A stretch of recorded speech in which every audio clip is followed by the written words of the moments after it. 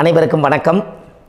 பாரம்பரிய திருவள்ளுவர் குலவம்சம் பிரசன்ன ஜோதிடர் சுப மாரிமுத்து திருப்பூரிலிருந்து இந்த பதிவு உங்களுக்காக. ஐயா வணக்கங்க ஐயா. வணக்கம் ஐயா. ஐயா இப்போது மக்கள் சார்பாக ஒரு கேள்வி இன்றைக்கி நான் கேட்கலான்னு இருக்கேன். கேளுங்க ஐயா. ஐயா அதாவது இந்த ஜாதகத்தில் முடக்கு இருக்கு, ஜாதகத்தையும் முடக்கிருச்சு, கண்டிப்பாக அதனால் வாழ்க்கையில் நிறைய பிரச்சனைகள் அப்படின்னு சொல்லி நிறைய பேர் கேட்குறாங்க. கண்டிப்பாங்க ஐயா. இந்த முடக்குங்கிறது என்னங்க ஐயா? அதற்கும் கர்மாவுக்கு ஏதாவது சம்மந்தம் இருக்காங்க ஐயா? ரொம்ப பற்றி சொன்னீங்கன்னா ரொம்ப உதவியாக இருக்குங்க. நல்ல கேள்விங்க ஐயா. இந்த கர்மாவே முதல் எங்கேருந்து வருது அப்படிங்கிறது தான் இப்போ நம்ம சொல்ல போகிறோம். இது வரைக்கும் எத்தனையோ கருத்துக்களெல்லாம் நீங்கள் இந்த உலகத்தில் கேட்டிருப்பீங்க.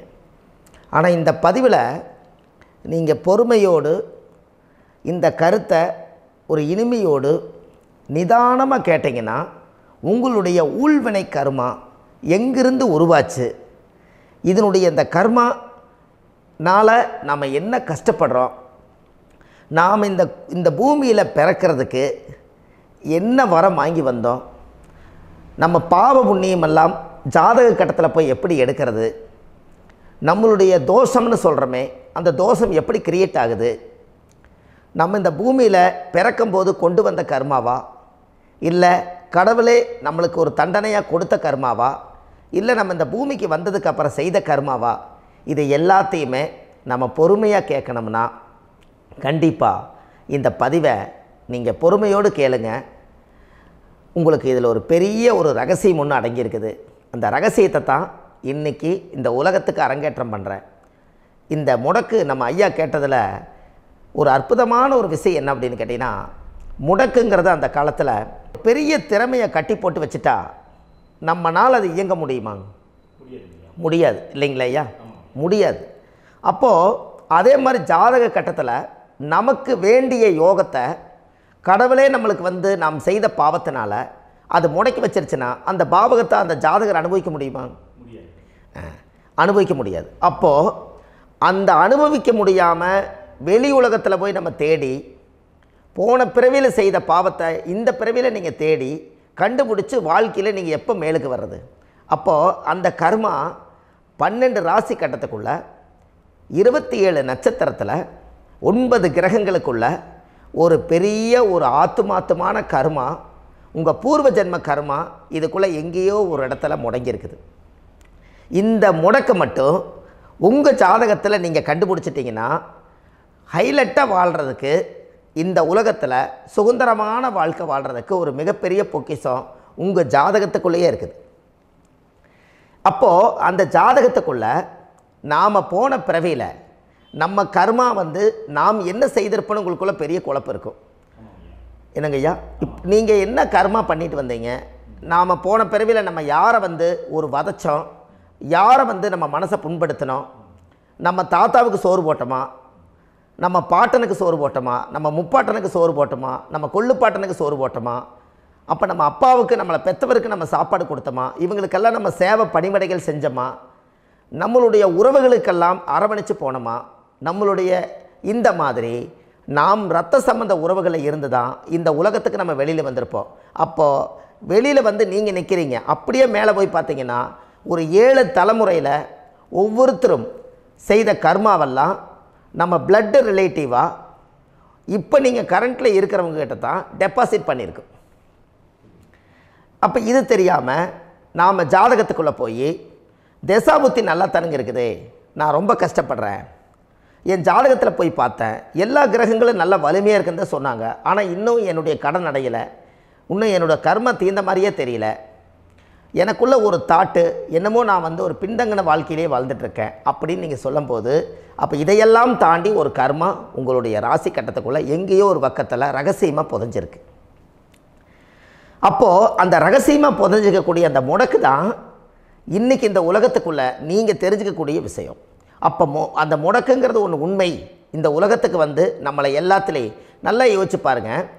12 ராசி கட்டம் இருக்குதுங்களா ஐயா? ஆமாங்க ஐயா. ஆனால் கிரகம் எத்தனை இருக்குதுங்க? 9 தான் இருக்குங்க ஐயா. ஆமாம், 12 ராசிக்கு 12 கட்டத்துக்கு 12 கிரகம் கொடுத்துருக்கலாமல்ல கடவுள். அப்போ ஏன் 3 கட்டத்தை மட்டும் எம்டி பண்ணி மீதி 9 கிரகத்தை வச்சுக்கிறாருன்னா, அப்போ நாம் செய்த 3 தலைமுறை கர்மாவுக்கு அது எந்த கட்டம் பிளாக் ஆகுதோ அந்த கட்டத்துக்குள்ளே ஏதோ ஒரு ரகசியம் இருக்கிறனால தானே எங்கேயோ ஒரு பக்கத்தில் நீங்கள் கண்டிப்பாக கர்மாவில் மாட்டுவீங்கிறது கடவுளே படைச்சு தானே இதை உருவாக்கியிருக்காரு. 12 ராசிக்கு 12 கட்டம் கொடுத்துருந்தா எங்கே நீங்கள் சுற்றி வந்தாலும் ஏதோ ஒரு வீட்டுக்குள்ளே போய் உட்காந்துக்கலாம். ஆனால் ஒரு வீடு சுத்தமாக இருக்குது, ஒரு வீட்டில் 4 கிரகம் இருக்குது, ஒரு வீட்டில் 3 கிரகம் இருக்குது, ஒரு வீட்டில் 5 கிரகம் இருக்குது, ஒரு 3 வீடு 4 வீடு காலியாக இருக்குது. அப்போ எங்கேயோ ஒரு ராசி கட்டத்துக்குள்ளேயே கடவுளுடைய கர்மா விளையாட்டு, அது ரகசிய விளையாட்டு தான். அப்போது இந்த இடத்துல தான் உங்கள் ஜாதகத்தில் முடக்கு இருக்குது. இந்த முடக்கை நீங்கள் எப்படியெல்லாம் அதை ஆராய்ச்சி பண்ணி கண்டுபிடிக்க முடியும் அப்படிங்கிற ஒரு விஷயத்தை தான் இன்றைக்கி நம்ம இந்த உலகத்துக்குள்ளே இதை நுழைக்க போகிறேன். இப்போ அப்பா செய்த பாவம்னு ஒன்று இருக்குமில்லங்க ஐயா, நம்ம அறியாத வயசில் தெரியாதில்ல, அப்பா செய்த பாவம் ஒன்று இருக்கும். அப்பாவுடைய சொத்து பிள்ளைக்குத்தானா, அப்பாவுடைய பாவம் பிள்ளைக்குத்தானே, என்னங்க ஐயா? சரி, அப்போ தாத்தா இருக்கிறாரு, தாத்தாவுடைய கர்மா உயில் எங்கே எழுதி வைக்கிறாருங்க? அப்போது மகனை விட்டுறாரு. அப்போ தாத்தா மாதிரியே முகம் இருக்குது, தாத்தா மாதிரியே அவருடைய நடை உடை பாவனை இருக்குது, அவர் தாத்தாவுடைய ஜீனு தான் அப்படின்னு இவர் சொல்லும்போது, அப்போ தாத்தாவுடைய சொத்து பேரனுக்கு சொந்தம்னா தாத்தாவுடைய பாவம் எங்கே போகுங்க? Very good. அப்போ அப்போது இந்த கர்மா எப்படி டிரான்ஸ்ஃபர் ஆகுதுன்னு உங்களுக்கு தெரியுதா? அப்போ நீங்கள் போன பிறவியில் அந்த தாத்தாவுடைய பேரனை நீங்கள் பிறக்கிறதுக்கு கர்மம் உங்களை செயல்பட வச்சுருக்குது. அதனால் நீங்கள் தாத்தாங்கிறீங்க. அதனால் அந்த கௌரவமை எங்கள் தாத்தா சம்பாரித்த சொத்து நான் தான் அனுபவிக்கணுங்கிற விதியை நீங்கள் உருவாக்கிறீங்க. அப்போது இந்த ஜாதகத்தில் அந்த ஊழ்வினை தோஷந்தான் ஏதோ ஒரு வழியில் உங்களை கர்மாவை செயல்படுத்துது. அதனால தான் இந்த ஜாதகத்தில் எந்த ஒரு முடக்கை எடுக்கிறதா இருந்தாலும் சூரியன் என்ற நட்சத்திரம் எதுவோ அந்த நட்சத்திரத்துக்கு எந்த வீடு முடக்காகுதோ அங்கே தான் உங்களுடைய கர்மா ஒளிஞ்சிருக்கும். இதுதான் உங்களுடைய பெரிய ஒரு பொக்கிஷமான ரகசியம். சரிங்க ஐயா, இப்போ இதில் நவகிரகங்கள் 9 இருக்கும்போது ஏன் சூரியனை மட்டும் நம்ம இதில் எடுத்துக்கணும்னு நீங்கள் சொல்கிறீங்க? நல்ல கேள்விங்க ஐயா. நீங்கள் கேட்டீங்க பார்த்தீங்களா, 9 நவகிரகம் இருக்கும்போது சூரியனை மட்டும், அந்த சூரியன் என்ற நட்சத்திரம் பிறக்கும்போது அந்த வீடு மட்டும் முடக்காகுன்னு நீங்கள் கேட்டீங்க இல்லையா? இதுதான் அற்புதமான கேள்வி. ஏன் அப்படின்னு கேட்டிங்கன்னா, சூரியன்னா அப்பா, அப்பாவோட உயிர் கரு போய் அம்மாவுடைய பனிக்கூடத்தில் கர்ப்பத்தில் வச்சு 10 மாதம் 300 நாள் சுமந்து நீங்கள் இந்த பூமிக்கு வெளியில் வரும்போது நீங்கள் என்ன பாவத்தை இவங்க விதைச்சாங்களோ அந்த கர்மாவை வாங்கிட்டு தான் நீங்கள் வெளியில் பிரசவமாகறீங்க. இதுதானே? அப்போ சூரியன் என்ற நட்சத்திரம், அந்த சூரியனுங்கிறது உயிர் கருவல்லவா, அப்பாவுடைய உயிரணுக்கள் அம்மாவுடைய கருவிக்குள்ளே போய் நாம் குழந்தை வடிவத்தில் இருந்து 300 நாள் பாவ உன்னித்த பதிவில் ஏட்டை எழுதி ஒரு ஜாதகத்தை கையில் கொடுத்து பிறந்த உடனே உங்களுக்கு ஒரு ஏட்டை பெரட்டி நீ இப்படித்தான் விதி, இனிமேல் இப்படித்தான் நீ வாழணும்னு சொல்லி உங்கள் கர்மாவை நீங்கள் கர்மாவோடு தானே வெளியில் பிறக்கிறீங்க. அப்போ சூரியன் என்ற நட்சத்திரம் தானே இந்த உலகத்துக்கு ஒரு பெரிய ஒரு மகத்துவம். இப்போ பாருங்கள், விடிய வரைக்கும் நம்ம முழிச்சிட்ருக்குறோம், காலையில் சூரிய உதயமானால் அவங்கவுங்க செயல்படுறோம். மீதி எல்லா கிரகங்களுக்குமே வெளிச்சத்தை கொடுக்கக்கூடிய சக்தி சூரியனுடைய பிம்ப ஒளிக்குத்தானே உண்டு, என்னங்க ஐயா? அதனால தான் மேசத்து உச்ச வீடுன்னு சொல்லி மேசத்தை உச்சம்னு சொல்லி சூரிய உச்சத்தை அங்கே தான் வச்சாங்க. அப்போது அந்த காலச்சக்கரத்துக்கு 5ஆம் இடம் பூர்வ புண்ணியஸ்தானத்தில் போய் சிம்மத்தில் கொண்டு போய் சூரியனை ஆட்சி வீடுன்னு வச்சாங்க. அப்போது சூரியனில் இருந்து தான் அந்த மையப்புள்ளி உருவாகுது. அப்போ உங்களுடைய ஜாதகத்தில் அந்த சூரியனாகப்பட்டவர் பிறக்கும்போது நீங்கள் உங்கள் ஜாதகத்தை நீங்கள் எடுத்துக்கங்க ஐயா. நீங்கள் இன்றைக்கே போய் கதவை திறந்து உங்கள் பெட்டியை திறந்து பீர்வாவுக்குள்ளே உங்களுடைய ஜாதகம் இருக்குது, அந்த ஜாதகத்தை எடுத்து ஜோதிடர்கிட்டையே நீங்கள் சந்தேகம் கேட்குறக்கு முன்பு நீங்களே உங்களுடைய கர்ம பற்றி தெரிஞ்சுக்கிறதுக்கு இந்த பதிவில் உங்களுக்கு ஒரு ரகசியத்தை சொல்லித்தரேன். உங்கள் ஜாதகத்தில் இப்போ இது வரைக்கும் ராசி கட்டத்தை நீங்கள் பார்த்துருப்பீங்க, ஆனால் பாதசாரம்னு ஒன்று இருக்கும் இல்லைங்களா? ராசிக்கு பாதசாரம்னு ஒன்று இருக்கும். சூரியன் என்ன நட்சத்திரத்தில் இருக்குது, சந்திரன் என்ன நட்சத்திரத்தில் இருக்குது, செவ்வாய் என்ன நட்சத்திரத்தில் இருக்குது, புதன் என்ன நட்சத்திர காலில் நிற்குது, இதெல்லாமே அந்த சாரம் இல்லாத ஜோதிடம் சோரம் போய்விடும். அதனால் அந்த சாரத்தில் நிற்கிது பார்த்தீங்களா கிரகம், அதில் இப்போ நீங்கள் உங்களுடைய ராசி கட்டத்தை ஓப்பன் பண்ணுங்கள். இதில் ராசி கட்டத்தில் சூரியன் என்ற நட்சத்திரம்னு ஒன்று இருக்கும் இல்லைங்களா? அது எதுவாக வேணாலும் இருந்துட்டு போட்டோம். அந்த நட்சத்திரம் தான் நீங்கள் பிறக்கும்போது தாயுடைய கருவறைக்குள்ள கரு உருவான நட்சத்திரமே அதுதான். புரிஞ்சுங்களா ஐயா?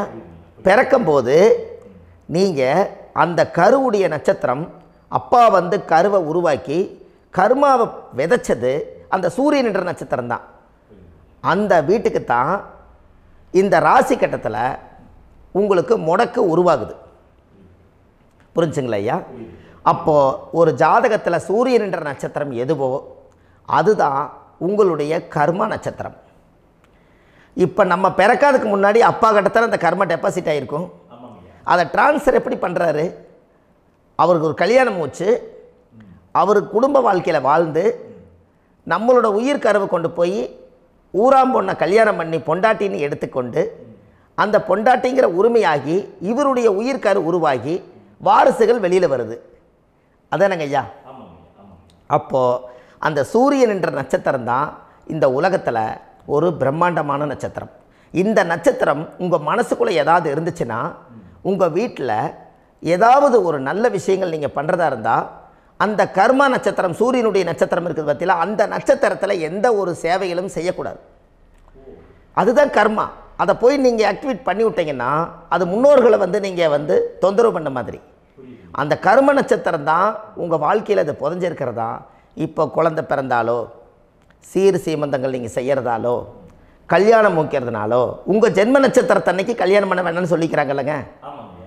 உங்களுக்கு ஜென்ம நட்சத்திரத்துக்கு முன்னாடி உங்களை உருவாக்குன நட்சத்திரம் தான் ஜென்ம நட்சத்திரம். அப்போ சூரியன் என்ற நட்சத்திரம் அப்பாவுடைய ஜென்ம நட்சத்திரமாக அந்த ஊழ்வினை கர்மம் செயல்படுது. அப்போ அந்த முடக்கு யார் வழியில் வந்தது? முன்னோர்கள் வழியில் வந்தது. முன்னோர்கள் கட்டி வச்சது யாரைய? குலதெய்வத்தை. அப்போ அந்த குலதெய்வத்தை போய் சாமிக்கு போய் வீடு வாசல்லாம் வலித்து குலதெய்வத்தை போய் தேங்காய் பழம் பூ மாலை கல்கண்டு வாங்கி அர்ச்சனை பண்ணி ஒரு அன்னதானம் ஒன்று பண்ணிவிட்டு சாமிக்கு பொங்கல் வச்சு நைவேத்தியம் பண்ணிவிட்டு உங்கள் ஜாதகத்தை வச்சு பூஜை பண்ணிவிட்டு வாங்க. அதுக்கப்புறம் தான் உங்கள் கர்மாவை கண்டுபிடிக்கிறதுக்கு வழியே பிறக்கும். குலதெய்வத்தை வணங்காமல் கோவிந்தா கோவிந்தா என்று பல தெய்வத்தை வணங்கினாலும் பலனொன்றும் இல்லைன்னு அந்த காலத்தில் முன்னோர்கள் சொல்லி வச்சுக்கிறாங்களா இல்லைங்களா? அதனால் கண்டிப்பாக அதை கண்டுபிடிச்சி நீங்கள் அதுக்கு ஒரு நைவேத்தியம் பண்ணால் மட்டும்தான் முதல்ல உங்கள் 5ஆம் பாவம் முன்னோர்கள் அது வேலை செய்யும். குலதெய்வ ஆலயத்துக்கு போயிட்டு வாங்க. போயிட்டு வந்துட்டு இந்த கர்மவினை தோஷத்தை நிவர்த்தி பண்ணுறதுக்குண்டான சரியான பரிகாரத்தை நம்ம எடுப்போம். அப்போது உண்மையாலுமே ஒரு ராசி கட்டத்துக்குள்ளே இந்த மாதிரி ஒரு அந்த கர்ம தோஷம் இருப்பதனால இந்த கர்மா தோஷத்துக்கு அந்த முடக்க தோஷங்கிறத நீங்கள் எடுத்து அதை கண்டுபிடிச்சி அந்த சூரியன் என்ற நட்சத்திரம் எந்த ராசி கட்டத்தில் போய் முடக்காயிருக்குதோ அந்த முடக்கு எந்த பாவகம் வந்து நம்மளுக்கு லாக் ஆகிருக்குதோ அந்த பாவகத்துக்கு உண்டான பரிகாரங்கள் அதுக்குரிய ஸ்தலங்கள் அந்த கோவில்களில் போய் சுவாமிக்கு தேங்காய் பழம் பூமாலை கல்கண்டு வாங்கி அர்ச்சனை பண்ணி நீங்கள் அந்த கோவிலுக்குள்ளே போய் உட்காந்து சாமி கும்பிட்டு வந்தீங்கன்னா உங்களுடைய ஜாதகத்தில் இருக்கக்கூடிய அந்த முடக்கு தோசை நீங்கி வாழ்க்கையில் நீங்கள் எதை சாதிக்க வந்தீங்களோ அந்த சாதனையை நீங்கள் சாதிச்சிட்ருப்பீங்க. புரிஞ்சுங்களா ஐயா? ஏன் அப்படின்னா அந்த முடக்கு நட்சத்திரத்துக்குள்ளே தான் ஒரு தோஷம் இருக்குது. இப்போ அந்த காலத்தில் பாருங்கள் ஐயா, முன்னோர்கள் எல்லாம் நிறைய பேர் கோவில் கட்டி வச்சுட்டு போயிருக்காங்களா இல்லைங்களா? இந்த கோவில் எதுக்காக கட்டி வச்சுக்கிறாங்கன்னா அவங்க கட்டினவங்களுக்கும் அந்த முடக்கு தோஷம் இருந்திருக்குது. ராஜாக்கள் இருந்திருக்குது, மன்னர்கள் காலத்தில் இருந்திருக்குது, ஜமீன்தார் காலத்தில் இருந்திருக்குது. இப்போ அவங்களுடைய அமைப்புகள் எல்லாமே முன்னோர்கள் என்னமோ அறியாமல் தெரியாத தன்னடக்கம் இல்லாத ஒரு கர்மாவை இவங்க செஞ்சிட்டாலும் அதுக்குரிய பரிகார ஸ்தலங்களை கொண்டு போய் அந்த காலத்திலே ஜாதகம் பார்த்து நம்ம வந்து முன்னோர்களுடைய பாவத்தை நாம் செய்த பாவத்தையும் தீர்த்துட்டு நமக்கு கீழே அடுத்த சந்ததிகள் அடுத்த தலைமுறைகள் வந்தாலும் இந்த கோவில்களுக்கு வந்து விளக்கு போட்டு சாமி கும்பிட்டு இந்த மண்ணை மிதிச்சிட்டு போனால் அன்னையோடு அந்த கர்மா தீருங்கிறது அந்த காலத்திலேயே முடக்க தோசை பரிகாரத்தை கோவில் வழியில் அந்த காலத்தை திசை திருப்பி வச்சுருக்காங்க. அப்போ நீங்கள் கோவிலுக்கு போகாமல் கண்டிப்பாக இந்த பரிகாரத்தை நீங்கள் உடைக்க முடியாது. ஏன் உடைக்க முடியாதுன்னா இப்போ நீங்கள் எத்தனை வருஷம் வாழ்கிறீங்க ஐயா? 120 வருஷமே வச்சுக்கோங்க. சூரியன் திசை 6 வருஷம், சந்திரன் திசை 10 வருஷம், செவ்வாய் திசை 7 வருஷம், ராகு திசை 18 வருஷம், குரு திசை 16 வருஷம், சனி திசை 19 வருஷம், புதன் திசை 17 வருஷம், கேது திசை 7 வருஷம், சுக்கிரன் திசை 20 வருஷம். இப்போ நான் சொன்ன டோட்டலெல்லாம் கூட்டிங்கன்னா 120 வருஷம் வரும். இது ஒரு மனிதர் பிறந்து பூரண ஆயுளோடு வாழ்ந்தால் இந்த 120 வருஷம் வாழ்ந்தால் அவர் இந்த பூலோக பதவி விட்டு சிவலோக பதவி போயிடுவார். அதுக்கு பேர் தான் பூரண ஆயுள் என்று பொருள். அப்போ இந்த பூரண ஆயுளை வாழ்ந்தவருக்கு 120 வருஷம். கோயில் எத்தனை வருஷம் வாழுதுங்க ஐயா? கோயில் பழங்காலத்து கோயிலெல்லாம் எத்தனை வருஷம் வாழுதுங்க? 12 வருஷத்துக்கு கும்பாபிஷேகம். அது ஓகே, அது பரவாயில்ல. 12 வருஷத்துக்கு ஒருக்கா பழசை புதுப்பிச்சு கும்பாபிஷேகம் பண்ணி மறுபடியும் அதுக்கு பவர் ஊட்டி சக்தி ஊட்டி அதுக்கு உருவேற்றுறாங்க. நான் சொல்கிறது கோயில் 5000 வருஷம் 4000 வருஷம் பெரிய பெரிய சித்தர்கள், மகான்கள், ரிஷிமார்கள், யோகிகள், சித்தர்கள் இவங்களெல்லாம் போய் கோவில்லையே சிவனையும் பெருமாளையும் வழிபாடு பட்டுட்டு கோவில்லையே ஒரு ஓரத்தில் ஜீவசமாதி ஆயிட்டாங்கன்னு பழைய கால கோயிலில் சித்தர்கள் குடியிருக்காங்களா இல்லைங்களா? இருக்காங்கல்லங்க ஐயா. அப்போது நாம் 120 வருஷம் வாழ்கிறோம், கோவில் 5000 வருஷம் வாழுது. எங்கே சக்தி அதிகமாக இருக்குன்னு சொல்லுங்க? கோவிலில் தாங்க ஐயா. கோயில் தான், அதில் ஒன்றும் மாற்றம் இல்லைங்களே. கோவில் தாங்க. அப்போ கோவிலில் தான் அந்த சக்தி இருக்குதுன்னு நீங்கள் சொல்கிறீங்க. அப்போ உங்களுடைய கர்மாவை உடைக்கிறதுக்கு 120 வருஷம் பெருசா 5000 வருஷம் பெருசான்னு சொல்லுங்கள்? 5000 தாங்க. அப்போ 5000 வருஷம் உள்ள அலைகள் வந்து எத்தனை அந்த சிவனுக்கு இப்போ சிவன் கோயிலே உங்களுக்கு முடக்கு தோஷத்துக்கு ஒரு கோயில் வருதுன்னு வச்சுக்கோங்க. அந்த கோவிலில் எத்தனை முடக்குகளுக்கு உண்டான கோவில்கள், எத்தனை பழங்களை ஊற்றி சாமிக்கு அபிஷேகம் பண்ணியிருப்பாங்க, எத்தனை பால் கூட ஊற்றிருப்பாங்க, பன்னீர், தேன், இளநீ, மஞ்சள் நீர், திருமஞ்சனம், அபிஷேகம், பொங்கல், நைவேத்தியம் இத்தனையும் செஞ்சு அந்த சிவனை வந்து சிவனாக பார்த்து அந்த கருவறைக்குள்ள ஒரு கிராணங்கள் வரும்போதும் கூட பாதுகாப்பு பண்ணி வச்சு நல்ல சக்தியோடு அந்த கருவறையை புத்தியோடு அவங்க வேலை செஞ்சு அந்த காலத்தில் வச்சுருக்காங்களா இல்லைங்களா? அப்போது நம்ம வீட்டை அவ்வளோ சுத்தமாக வச்சுருக்க முடியுமா? என்ன தான் வாஸ்து இருந்தாலும் முடியாது இல்லைங்களா? அப்போது அவ்வளவு ஒரு பவர்ஃபுல்லான கோவில் அந்த முடக்கு தோஷத்துக்குள்ளே ரகசியமாக அந்த கோயில் அடங்கியிருக்குது. உங்கள் ஜாதகத்துக்குள்ள உண்மையாலுமே ஊழ்வினை கோயில், கர்மவினை கோயில் அதுக்குள்ளே இருக்குது. அந்த ஜாதகத்தை கணிச்சு பார்த்தா கரெக்டாக உங்களுடைய ஜாதகத்தில் அப்பாவுடைய கருவறையிலேருந்து உயிர் உருவாகிற நேரத்தில் இருந்து இப்போ வரைக்கும் நீங்கள் கரண்ட்டில் வாழ வரைக்கும் அந்த கர்ம கூட வர்றத ஒரே ஒரு இடத்துல போனால் மட்டும்தான் விட்டுட்டு வர முடியும். அது எந்த வீடு அப்படின்னு கேட்டால் உங்களுக்கு வந்து அப்பாவுடைய கர்மா வழியில் போய் அந்த கோவில் பழையகால கோயில், பழையகால தெய்வங்கள், அந்த கோவில் தான் உங்கள் ஜாதகத்துக்குள்ள ரகசியமாக இருக்கும்.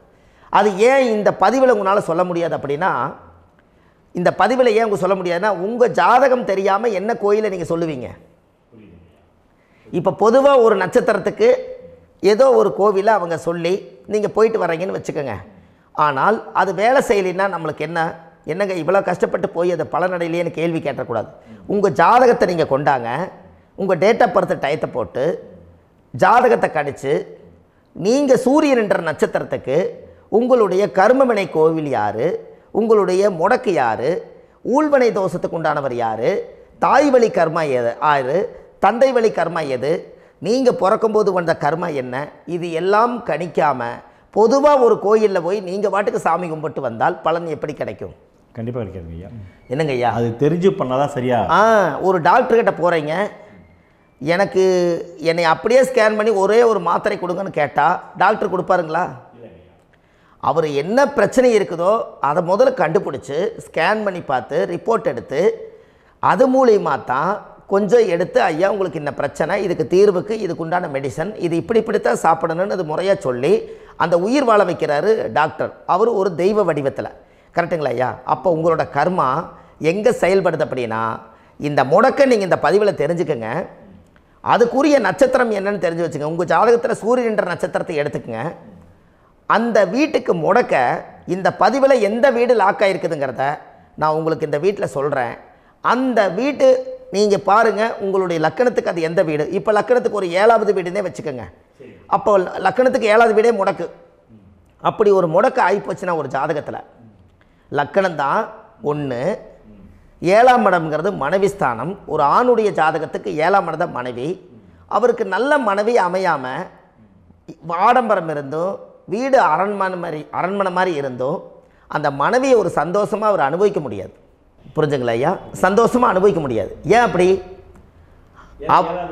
7ஆம் இடத்துல தான் அவரோட கர்மா உட்கார்ந்துருக்குது. கரெக்டாக சொன்னீங்க. 7ஆம் இடத்துல தான் அந்த கர்மா உட்கார்ந்துருக்குது. அப்போ அந்த 7ஆம் இடத்துல இருக்கக்கூடிய அந்த கர்மா போன பிறவியில் நீ மனைவிக்கு சோறு போடாமல் மனைவியை கட்டி வச்சு அடிக்கிறதும், மனைவியை துன்புறுத்துறதும், அந்த மனைவி இருக்கவே இன்னொரு வாழ்க்கைக்குள்ளே போகிறதும், இங்கே வாழ வேண்டிய தாம்பத்திய சந்தோஷத்தை கொண்டு போய் இன்னொரு இடத்துல கொடுக்கறதும், தெரிஞ்சிருந்தே நம்மளுடைய மனசுக்குள்ளே திருடுத்தனமாக வாழ்கிறதும், இது எல்லா கர்மாவும் போன பிறவியில் நாம் செய்த ஊழ்வினை கர்மா தான் உங்கள் ஜாதகத்தில் 7ஆம் இடம் முடக்கு.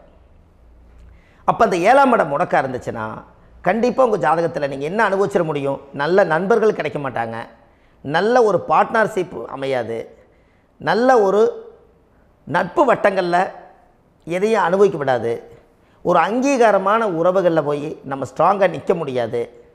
7ஆம் இடம் என்பது தாம்பத்திய வாழ்க்கை, பூர்த்தி இல்லாத வாழ்க்கையாக இருக்கும். இப்படியெல்லாம் அந்த ஜாதகத்தில் ஒரு பொதுவாக ஒரு ஜாதகத்தில் 7ஆம் பாவம் முடக்காயிட்டால் இந்த கர்மாவை அவர் அனுபவிச்சுக்கிட்டே இருப்பார். இது எப்போத்தான் அதுக்கு ஒரு தீர்வு வேணுங்க ஐயா? அந்த கோயில் எதுன்னு நீங்கள் கரெக்டாக சொன்னீங்க. இப்போ இது மனிதனால் செயல்படுது. மனிதர்கள் தான் கோயிலை கட்டி வச்சாங்க. தெய்வத்தை விட ஒரு காலத்தில் மனிதர்களுக்கு மகிமை ஜாஸ்தி. ஏன்னா சாதாரண ஒரு மண் பூமியாக இருந்த இடத்த மனிதர்கள் தான் கோயில் கட்டி ஒரு மகிமைப்படுத்தி புண்ணியம் பண்ணி வச்சாங்க. மனிதர்களுக்கு சக்தி அதிகம்தான், ஆனால் பிரபஞ்சத்துக்கு அதை விட சக்தி அதிகமல்லவா? ஐயா, நீங்கள் கோவிலுக்கு போய் அந்த கர்மா உடைக்கிறதுக்கு கோவிலில் சக்தி இருக்குது, ரைட்டு. ஆனால் நம்ம வீட்டுக்கும் கோயிலுக்கும் ஒரு மிகப்பெரிய தொடர்பு என்னென்னா, அந்த கோயில் கட்டுறவங்க எல்லாமே பழைய காலத்து கோயிலெல்லாம் பாருங்கள், பஞ்சபூதத்தை வச்சு கட்டியிருப்பாங்க.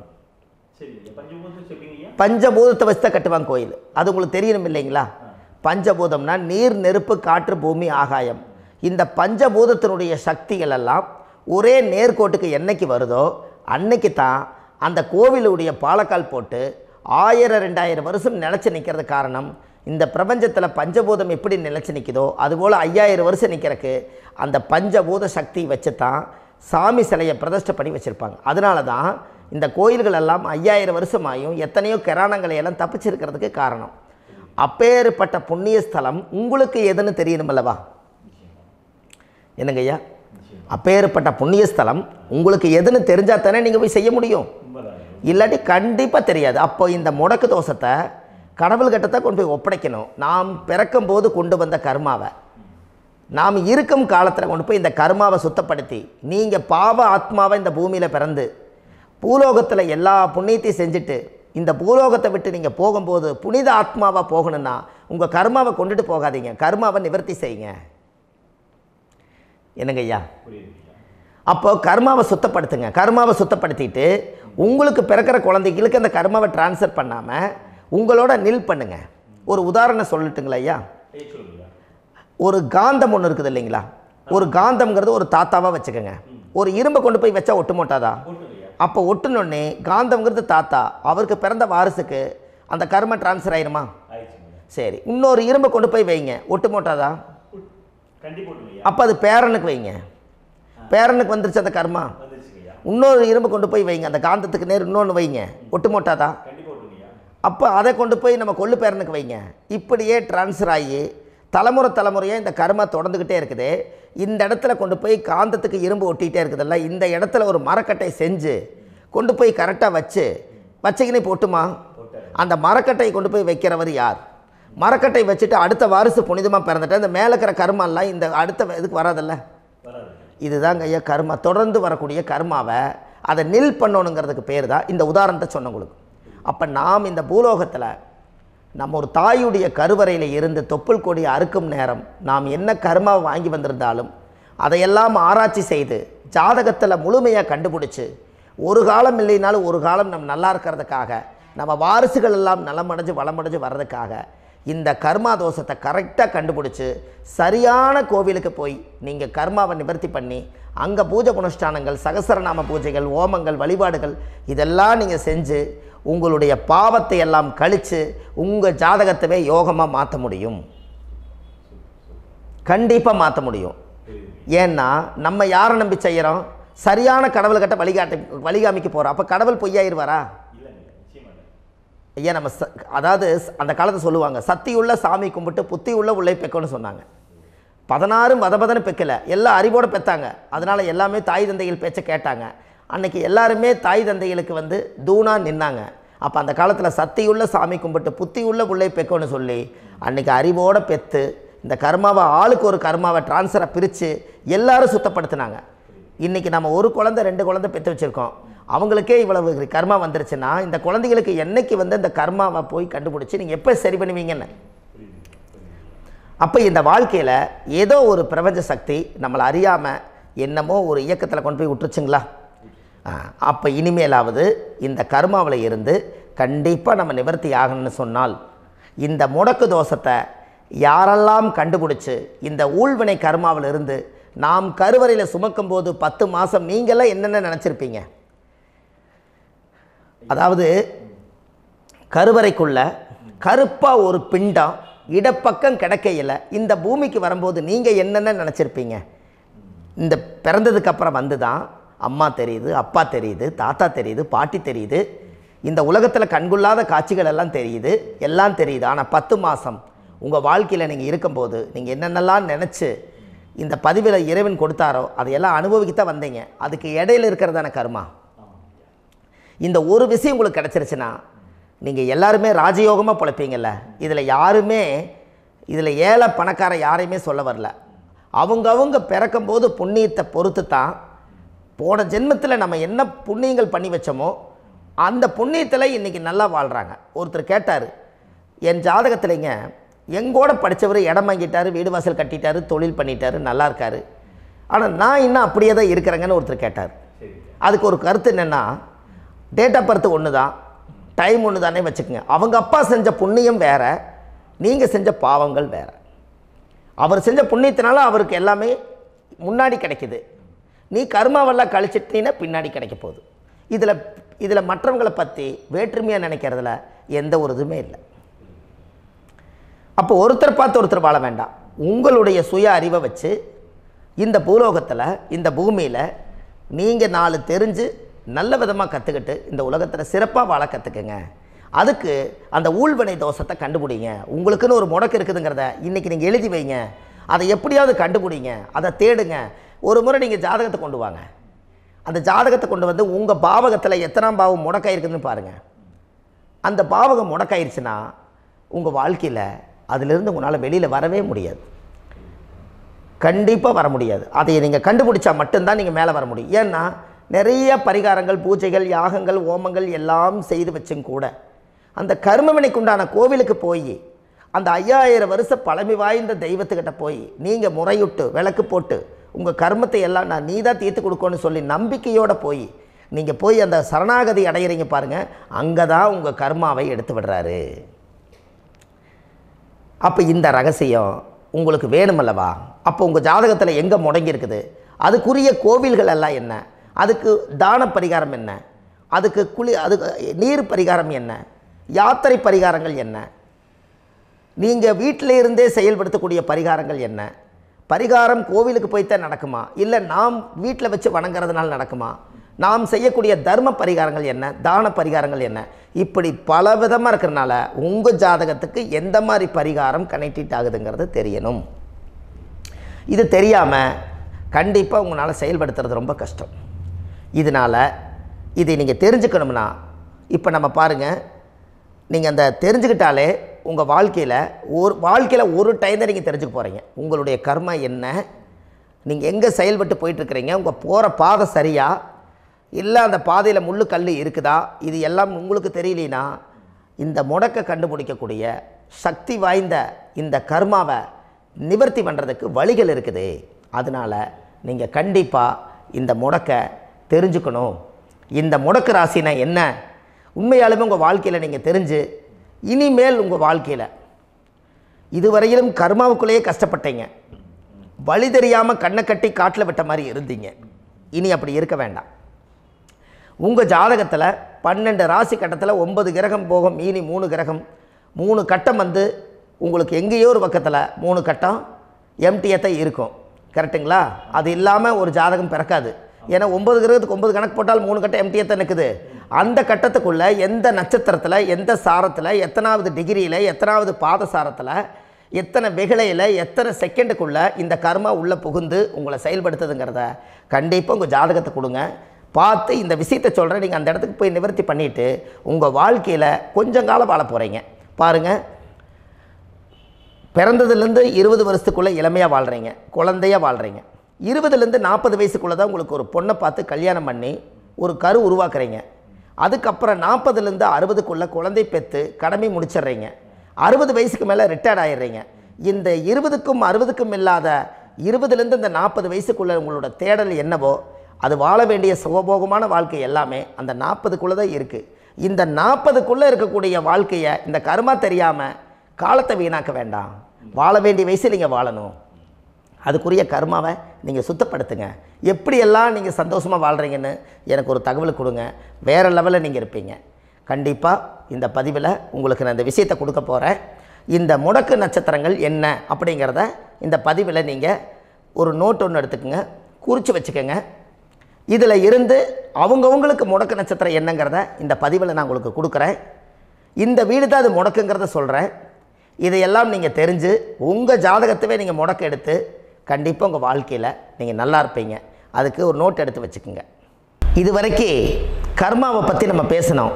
உங்கள் ஜாதகத்தில் சூரியன் என்ற நட்சத்திரத்துக்கு தான் முடக்குன்னு சொன்னீங்களே, எந்த வீடுங்கிற ரகசியத்தை இன்றைக்கி நம்ம எல்லோரும் தெரிஞ்சுக்கலாமா?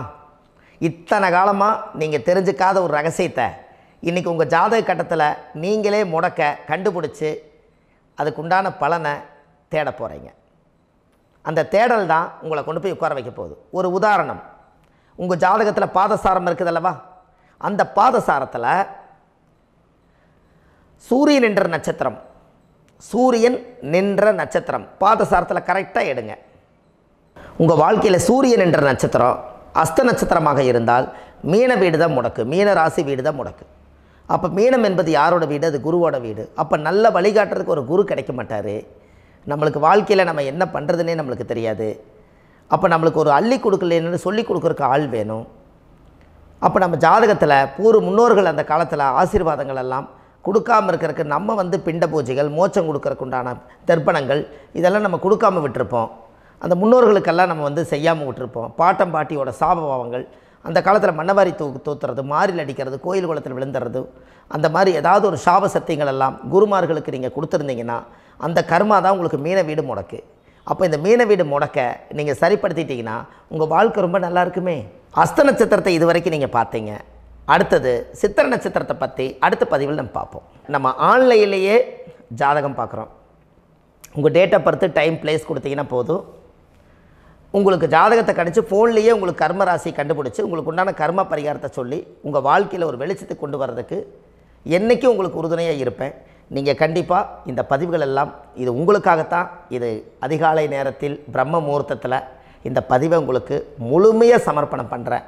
இதை கற்று இதை வழி நடத்தி இதைய எப்படியெல்லாம் இந்த முடக்கை கண்டுபிடிச்சி இப்படியெல்லாம் பேச வச்சு அழகு பார்க்க நம்ம முன்னோர்களுடைய ஆசீர்வாதமும் இந்த முடக்கை கண்டுபிடிச்ச குருமார்களும் அவங்களுடைய குடும்ப பாரம்பரிய வம்சாவளிகளும் எல்லாருமே நல்லா இருக்கணும். அதுக்காக இந்த நேரத்தில் நான் அடியேன் சுப மாரிமுத்தாக இருந்து திருப்பூர்லேருந்து இந்த பதிவை உங்களுக்கு நான் கொடுக்குறேன். கண்டிப்பாக இந்த முடக்கு கோயிலுக்கு, இந்த முடக்கு தோஷத்துக்கு உண்மையான பரிகாரங்கள், எளிமையான பரிகாரங்கள் நீங்களே வாழ்க்கையில் செஞ்சு ஆதிகால பரிகாரங்கள் உங்கள் மனசுக்குள்ளே இருக்குது. அதை செயல்படுத்தினா மட்டும் போதும், வாழ்க்கை எங்கேயோ போயிடும். கண்டிப்பாக ஒரு முறை உங்கள் ஜாதகத்தை அனுப்பி வைங்க, உங்களுக்கு நான் பார்த்து பலன் சொல்கிறேன்.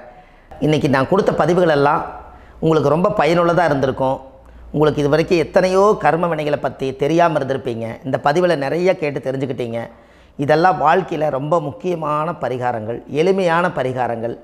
நேராக நீங்கள் கடவுளை தான் கெட்டியாக பிடிக்க போகிறீங்க. அந்த பரிகாரங்கள் எல்லாம் செஞ்சு அதிகாரமாக வாழ்ந்து இந்த பூலோகத்தில் நல்ல சிறப்பாக வாழ்கிறதுக்கு இந்த பரிகாரம் உங்களுக்கு ரொம்ப யூஸ்ஃபுல்லாக இருக்கும். கண்டிப்பாக இந்த பதிவை செய்யுங்க. நம்ம பாரம்பரிய திருவள்ளுவர் குல வம்சம், பிரசன்ன ஜோதிடர் சுப மாரிமுத்து, திருப்பூரில் இருக்கேன். 30 ஆண்டு காலமாக நம்ம ஜோதிடம் பார்த்து கொண்டு இருக்கிறோம். இவ்வளவு காலமாக எத்தனையோ ஆயிரக்கணக்கான மக்களுக்கு நம்ம ஜோதிடம் பார்த்து வழிகாட்டி நிறைய மக்களுக்கு நிறைய சேவைகள் செஞ்சுருக்கேன். நிறைய கோயில் கட்டி வச்சுருக்கேன், கும்பாபிஷேகங்கள் பண்ணி வச்சுருக்கேன், அன்னதானங்கள் நிறையா பண்ணி வச்சுருக்கேன், புண்ணிய யாத்திரைகள் நிறைய போய் வந்திருக்கேன். மக்களுக்காகவே நான் உங்களுக்கு உழைக்க தயாராக இருக்கேன். இந்த ஜோதிடம் என்னுடைய ஒரு பாரம்பரியமாக என்னுடைய அப்பா, தாத்தா, முன்னோர்கள் இதெல்லாம் எங்களுடைய குலத்தொழில் இது. அதனால் நாங்கள் பாரம்பரியமாக திருவள்ளுவர் குல வம்சம். வள்ளுவர் வாக்குன்னு யூடியூப் சேனலில் போனீங்கன்னா 1000 பரிகாரங்கள் கொடுத்துருக்கேன். அதுவும் உங்களுக்கு ரொம்ப யூஸ்ஃபுல்லாக இருக்கும். வள்ளுவர் வாக்கு அப்படின்னு போடுங்க. அப்படி இல்லைன்னா சுப மாரிமுத்துன்னு போடுங்க. இதில் பரிகாரங்கள் நிறையா கொடுத்துருப்பேன். கண்டிப்பாக இதெல்லாம் நீங்கள் சந்தித்து நீங்கள் ஒரு சப்ஸ்கிரைப் பண்ணி வச்சுக்கோங்க. நான் போடக்கூடிய பதிவுகள் எல்லாமே உங்களுக்கு நோட்டிஃபிகேஷனை வந்துடும். அதனால் நீங்கள் ஒரு சப்ஸ்கிரைப் பண்ணி வச்சுக்கோங்க. தினமும் ஒரு தகவல் உங்களுக்கு கொடுத்துக்கிட்டே இருக்கேன். இதெல்லாமே உங்களுக்கு ஒரு பெரிய சந்தோஷமான நிகழ்ச்சிகள். என்றைக்கும் உங்களோட நான் வாழ்கிறேன். உங்களுடைய குடும்பத்தில் நான் ஒருத்தராக இருந்து குடும்ப ஜோதிடராக நான் இருப்பேன். கண்டிப்பாக ஆயுளுள்ள வரைக்கும் உங்களுக்காக இந்த ஜோதிடத்துக்கு உழைச்சி உங்கள் குடும்பத்தில் ஒருத்தராக நான் வந்து ஒரு ரத்த உறவில் நான் வந்து இந்த பூர்வ ஜென்மத்தில் உங்களுக்கு நான் கடமைப்பட்டிருக்கேன். கண்டிப்பாக அடுத்த பதிவில் உங்களை நான் சந்திக்கிறேன். வாழ்வது ஒரு முறை, வாழ்த்தட்டும் தலைமுறை. நன்றி, வணக்கம்.